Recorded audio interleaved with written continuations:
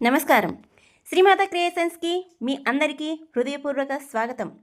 శ్రావణ మాసం వచ్చిందంటే మన ఇళ్లలో ఒక ప్రత్యేకమైన భక్తి వాతావరణం కనిపిస్తుంది. ఉదయాన్నే ఇంటి ముందు ముగ్గులు, గడపకు పసుపు, దీపాల వెలుగులు, పూల పరిమళం, అమ్మవారి అలంకరణ ఇవన్నీ చూస్తుంటే మనలో తెలియని ప్రశాంతత కలుగుతుంది. కానీ శ్రావణ మాసంలో అమ్మవారిని ఎందుకు ప్రత్యేకంగా పూజిస్తారు? అమ్మవారిని పూజించడం వెనుక ఉన్న అసలు భావం ఏమిటి? వరలక్ష్మి వ్రతానికి ఉన్న ప్రత్యేకత ఏమిటి? మనం చేసే పూజలో కేవలం ఆచారం మాత్రమే ఉందా, లేక మన జీవితానికి ఒక గొప్ప సందేశం కూడా ఉందా? ఈరోజు మనం ఇవన్నీ చాలా సులభంగా తెలుసుకుందాం. ఈ వీడియోని మీరు భక్తితో వినండి. మీకు తెలిసిన విషయాలు గుర్తుకు వస్తాయి, తెలియని విషయాలు తెలుసుకుంటారు. అంతకంటే ముఖ్యంగా అమ్మవారి ఆరాధన మన జీవితానికి ఏం చెబుతుందో తెలుసుకుంటారు. మన భారతీయ సంప్రదాయంలో ప్రతి మాసానికి ఒక ప్రత్యేకత ఉంది. అందులో శ్రావణ మాసం ఎంతో పవిత్రమైన మాసంగా భావిస్తారు. ఈ సమయంలో ప్రకృతి కూడా ఒక ప్రత్యేకమైన అందాన్ని సంతరించుకుంటుంది. వర్షాలు, పచ్చని చెట్లు, పూలు, చల్లని వాతావరణం, ప్రకృతిలో కనిపించే ఈ మార్పులు మనలో కూడా ఒక కొత్త ప్రశాంతతను కలిగిస్తాయి. అందుకే మన పెద్దలు ఈ కాలాన్ని కేవలం ప్రకృతి మార్పుగా కాకుండా ఆధ్యాత్మికంగా కూడా ఎంతో పవిత్రంగా భావించారు. శ్రావణ మాసంలో అనేక దేవతారాధనలు జరుగుతాయి. ముఖ్యంగా మహిళలు భక్తి శ్రద్ధలతో అమ్మవారిని పూజించడం మన తెలుగు ఇళ్లలో ఒక అందమైన సాంప్రదాయం. ఇక్కడ ఒక విషయం మనం అర్థం చేసుకోవాలి.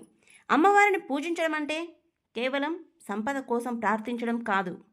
అమ్మ అంటే శక్తి, అమ్మ అంటే కరుణ, రక్షణ, కుటుంబాన్ని కలిపి ఉంచే ప్రేమ. అమ్మవారిని పూజిస్తున్నప్పుడు మనం కోరుకునేది కేవలం డబ్బు కాదు. మన ఇంట్లో ఆనందం ఉండాలి, మనసుల్లో ప్రశాంతత ఉండాలి, కుటుంబ సభ్యుల మధ్య ప్రేమ ఉండాలి, ఆరోగ్యం ఉండాలి, కష్టాలను ఎదుర్కొనే ధైర్యం ఉండాలి. అందుకే అమ్మవారి ఆరాధనకు అంతటి ప్రాధాన్యత వచ్చింది. మనలో చాలామంది పూజ అంటే దీపం పెట్టడం, పూలు పెట్టడం, నైవేద్యం పెట్టడం, హారతి ఇవ్వడం అంతే అనుకుంటాం. కానీ పూజకు ఒక అంతర్లీనమైన అర్థం ఉంది. మన మనసును ఒక చోట నిలిపి మనలోని అహంకారాన్ని తగ్గించి మనకంటే గొప్పడైన ఒక శక్తిపై విశ్వాసం ఉంచడం, అదే భక్తి. మన దగ్గర ఎంత ఉన్నా మనసుకు ప్రశాంతత లేకపోతే ఏది సంపూర్ణంగా అనిపించదు. అందుకే అమ్మవారి ముందు దీపం వెలిగించేటప్పుడు, అమ్మా నా ఇంటిని మాత్రమే కాదు నా మనసును కూడా వెలిగించు అని కోరుకోవాలి. పూలు సమర్పించేటప్పుడు నా మాటల్లో కూడా పూల లాంటి మాధుర్యం ఉండాలి అని కోరుకోవచ్చు. నైవేద్యం సమర్పించేటప్పుడు నాకు లభించినంతా నీ అనుగ్రహమే అనే కృతజ్ఞత నాకు ఉండాలి అని గుర్తు చేసుకోవాలి. ఇదే పూజకు ఉన్న అందమైన అర్థం. శ్రావణ మాసం అనగానే చాలామందికి గుర్తుకు వచ్చేది వరలక్ష్మి వ్రతం. వరలక్ష్మి అంటే వరాలను ప్రసాదించే లక్ష్మీదేవి అనే భక్తి భావనతో ఈ వ్రతాన్ని ఆచరిస్తారు. మన తెలుగు కుటుంబాల్లో ఈ రోజున మహిళలు భక్తి శ్రద్ధలతో అమ్మవారిని అలంకరించి పూజిస్తారు. ఇంటి వాతావరణం మొత్తం పండుగలా మారుతుంది. పసుపు, కుంకుమ, పూలు, తోరణాలు, దీపాలు ఇవన్నీ కలిసి ఇంటికి ఒక పవిత్రమైన వాతావరణాన్ని ఇస్తాయి. ఇప్పుడు మనం ఒక విషయాన్ని గుర్తుపెట్టుకోవాలి. వ్రతం అంటే భయంతో చేయాల్సిన పూజ కాదు. అది భక్తితో, శ్రద్ధతో, మన సాంప్రదాయంపై నమ్మకంతో చేసే ఆచారం. వరలక్ష్మి వ్రతం ద్వారా మనం కోరుకునేది కుటుంబ సౌఖ్యం, శాంతి, సంతోషం, సంపద, ఆరోగ్యం, ఐక్యత. ఇవి అన్నీ. అయితే నిజమైన సంపద అంటే కేవలం డబ్బు మాత్రమేనా? కాదు. మన ఇంట్లో అందరూ కలిసి నవ్వుకోవడం కూడా సంపదే. తల్లిదండ్రులు ఆరోగ్యంగా ఉండడం సంపదే. భార్యాభర్తల మధ్య పరస్పర గౌరవం సంపదే. పిల్లలు మంచి మార్గంలో నడవడం సంపదే. మనసుకు ప్రశాంతత, ఇది అన్నిటికంటే గొప్ప సంపద. అందుకే వరలక్ష్మి వ్రతం మనకు ఒక గొప్ప విషయం గుర్తు చేస్తుంది. జీవితంలో ఉన్న మంచి విషయాలను గుర్తించి వాటికి కృతజ్ఞతగా ఉండాలి అని. అమ్మవారి కథ నుంచి మనం నేర్చుకోవాల్సింది, మన సాంప్రదాయాల్లో దేవతల కథలు కేవలం వినోదం కోసం మాత్రమే చెప్పబడలేదు. ప్రతి కథలో ఒక జీవన సందేశం ఉంటుంది. కష్టాలు వచ్చినప్పుడు మనం ఏం చేయాలి? ఓపికగా ఉండాలి, నమ్మకం కోల్పోకూడదు, మంచి మార్గాన్ని వదలకూడదు.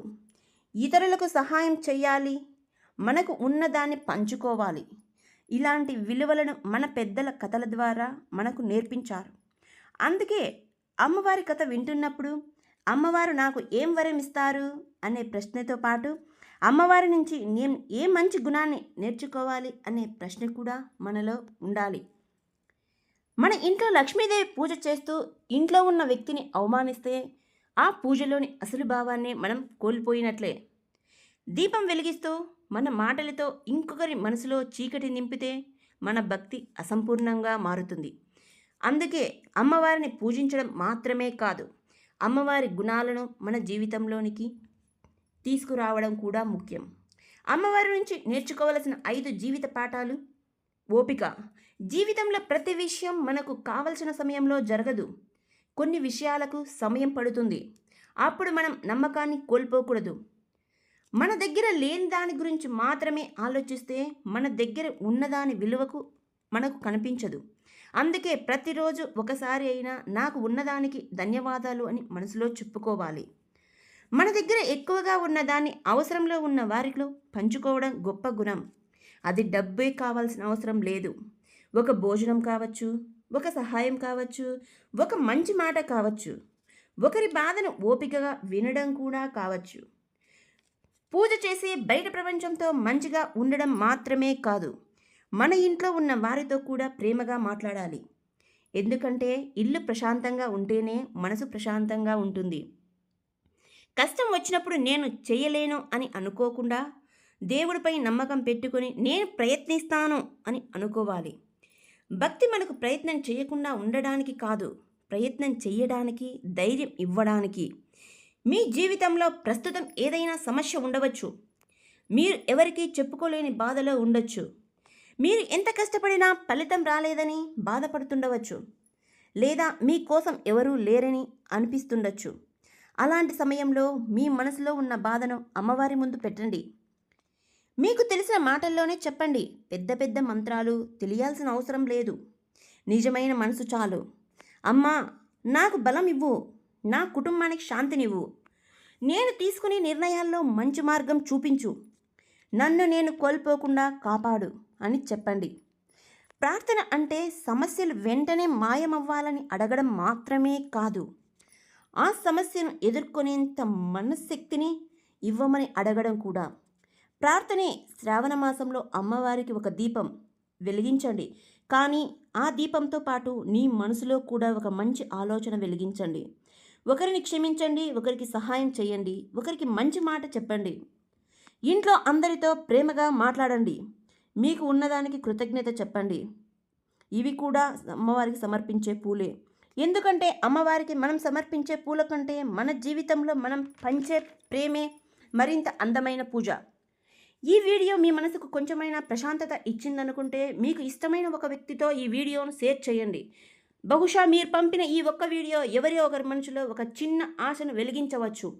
ఇలాంటి భక్తి జీవితానికి ఉపయోగపడే మంచి మాటలు, మనసుకు ధైర్యం ఇచ్చే సందేశాల కోసం మన శ్రీమాత క్రియేషన్స్ ఛానల్ని సబ్స్క్రైబ్ చేయండి.